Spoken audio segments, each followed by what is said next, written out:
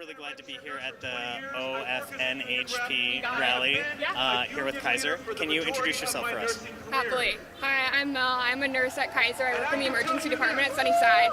I'm also an OFNHP union steward and just happy to be involved. Why do you want universal health care?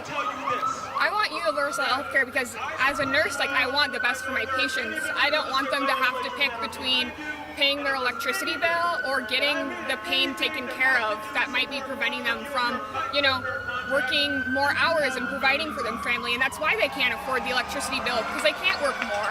And it's just this never-ending cycle, and I don't want my patients to have to make those choices. Stress is really bad for your health. It affects every inch of you. And so if we work towards alleviating that stress and making healthcare easy, we're empowering our patients to make the healthiest choices.